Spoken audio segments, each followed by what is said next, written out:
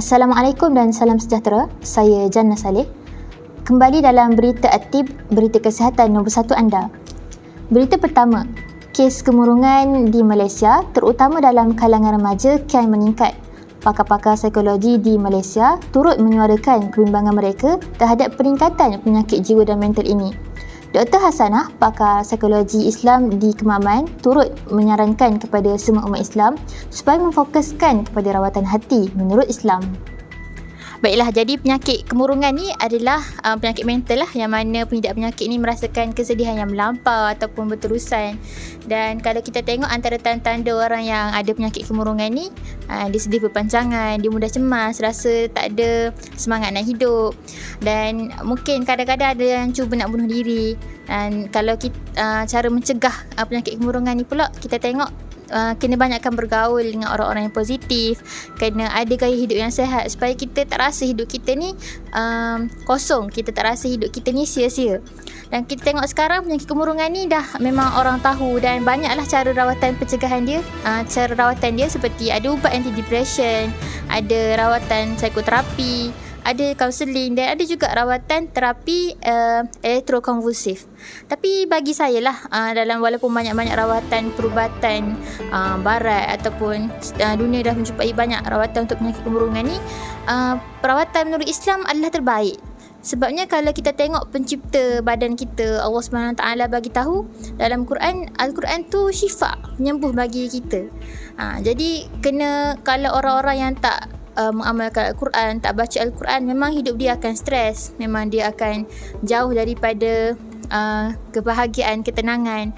Dan kalau kita tengok juga Allah cakap dalam Quran, wa ma khalaqtul jinna wal insa illa liya'budun. Allah ciptakan kita ni, makhluk jin dan manusia ni untuk beribadah. Jadi kalau kita tak beribadah, kita buat tak sepatutnya, maka rohani kita ataupun fizikal kita akan jadi rosak lah, tak sihat lah. Sebab tu dah jadi penyakit kemurungan. Kalau kita tengok contoh orang pergi haji, kebanyakannya walaupun sakit-sakit tapi balik-balik badan sihat sikit, hati pun makin tenang. Sebab apa? Sebab tujuannya pergi beribadah. Tak ada buat benda-benda yang tak sepatutnya lah daripada badan rohani mereka. Jadi kalau antara rawatan-rawatan Islam tu, kita panggil dalam Islam tazkiyatun nafs, penyucian jiwa, menyucikan hati kita. Jadi itulah pendapat saya kenapa rawatan Islam ni lebih baik untuk rawatan hati berbanding ubat-ubat yang ada sekarang. Berita kedua, sebuah akademi yang dikenali sebagai Akademi Darul Syifa merupakan sebuah pusat rawatan pertama yang memfokuskan kepada pengamalan ruqyah sebagai rawatan. Akademi yang bertempat di Terengganu ini telah menarik perhatian masyarakat tentang pengamalan ruqyah sebagai rawatan. Menariknya, akademi ini ditubuhkan oleh seorang pengetua wanita. Saksikan perbualan kami bersama pengasas Akademi Darul Syifa tersebut. Baiklah, saya Iman dari media At-Tib, dan sekarang saya berada di Dataran Pelawan bersama Cik Ash selaku pengasas Akademi Pertubuhan Ashifa. Okey, baiklah Encik Aish, Assalamualaikum.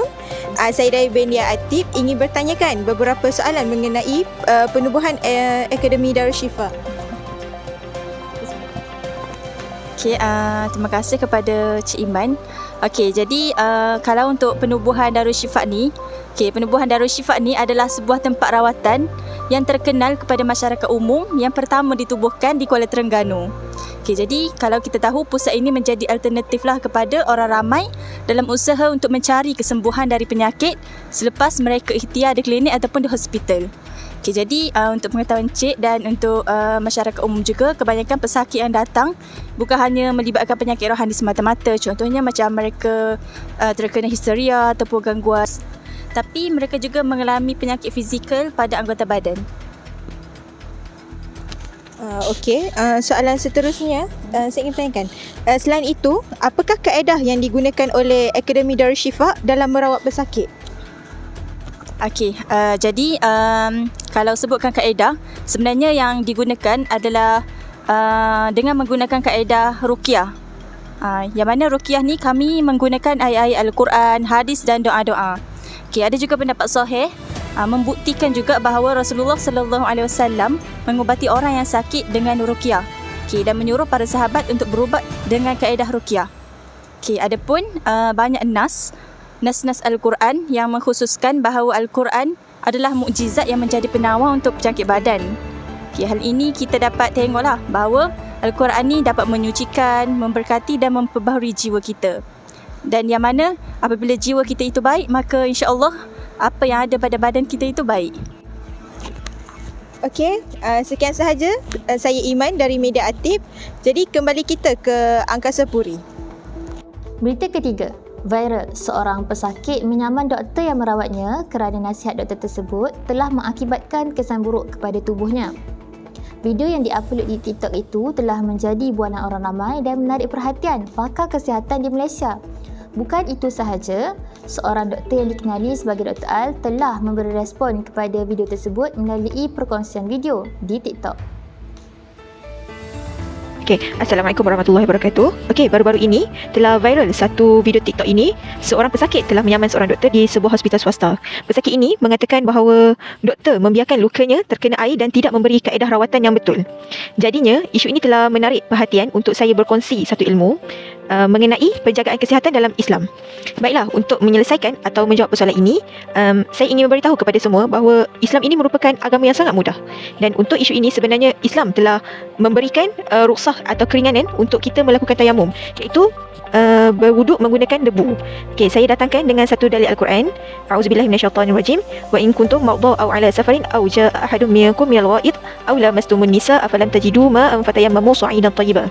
Yang di sini bermaksud, dan jika kamu sakit atau sedang dalam musafir atau salah seorang di antara kamu tersentuh dengan perempuan, kemudian kamu tidak mendapat air untuk mandi atau berwuduk, maka hendaklah kamu bertayamum dengan tanah debu yang suci, iaitu sapukanlah ke muka kamu dan kedua tangan kamu. Ayat ini jelas menyatakan bahawa diharuskan pesakit untuk berwuduk menggunakan debu atau tayamum untuk melindungi lukanya daripada menjadi yang lebih teruk. Jadi pesakit ini sebenarnya boleh sahaja bertayamum dan tidak perlu menggunakan air untuk berwuduk atau bersuci. Debu itu pastikan debu yang suci tau. Seterusnya, perkara yang sama seperti ini dalam prinsip Islam yang lain dalam menjaga kesihatan. Antaranya ialah dibolehkan seseorang itu berbuka bagi pesakit yang sakit dan musafir untuk menjaga kesihatan dan kekuatan tubuh badan. Berdasarkan firman Allah Subhanahu Wa Taala dalam surah Al-Baqarah ayat 184. A'udzubillahi minasyaitonirrajim. Faman kana minkum maridan aw 'ala safarin fa'iddatun min ayyamin ukhra. Yang bermaksud, maka sesiapa di antara kamu yang sakit atau dalam musafir, bolehlah ia berbuka.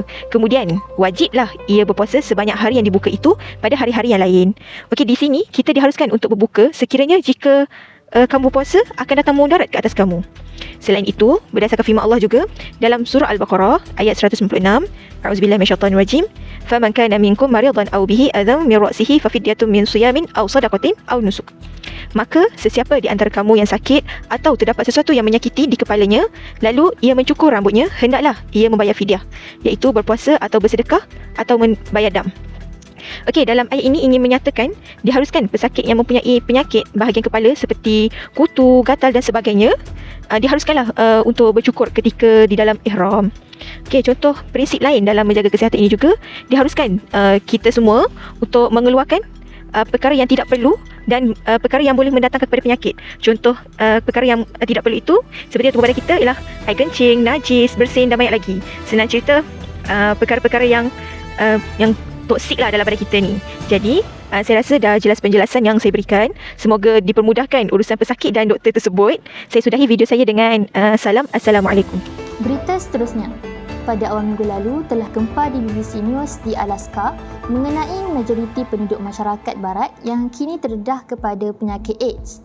Menurut Prof. Lucas Medical Center di Chicago, beliau berkata umumnya rata-rata penghidap penyakit tersebut berumur 20-an.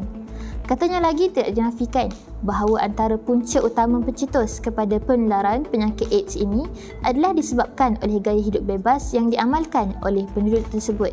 Natijahnya, penyakit tersebut kini mencapai ratusan kes.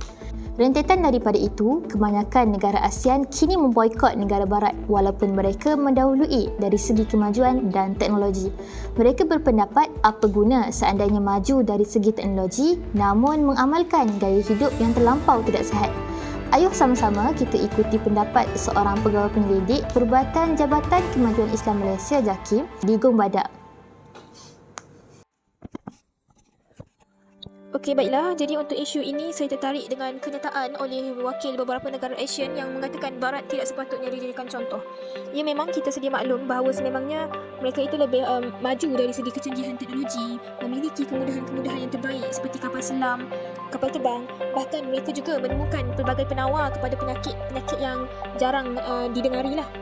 Tapi diingatkan bahawa hakikatnya mereka sebenarnya jauh ketinggalan dari segi perawatan penyakit AIDS yang dikatakan menjadi penyakit yang belum dijumpai penawarnya hari ini. Namun soal jumpa atau belum penawarnya itu bukanlah yang ingin kita bahaskan.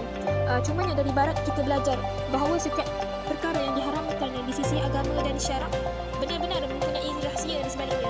Subhanallah, hebatnya Allah Ta'ala yang memberi peringatan kepada hamba-Nya dengan memperlihatkan kepada kita secara nyata apa yang berlaku sekiranya kita tidak mengikut panduan yang digariskan di sisi syarak. Dan agama itu adalah sebagai panduan kepada hidup kita. Yang mana Barat mereka tidak percaya kepada agama. Justru itu mereka akan kekal tenggelam di dalam hawa nafsu yang mereka cipta. Dan masyarakat Barat ni juga hidup dalam kefasikan, dan kerana perbuatan itulah mereka terhalang daripada mendapat petunjuk Allah Subhanahu Wa Taala. Jadi ditegaskanlah sekali lagi, walaupun kita maju sekalipun, namun tiada guna sekiranya kita tidak berpandukan kepada agama dalam kehidupan seharian kita.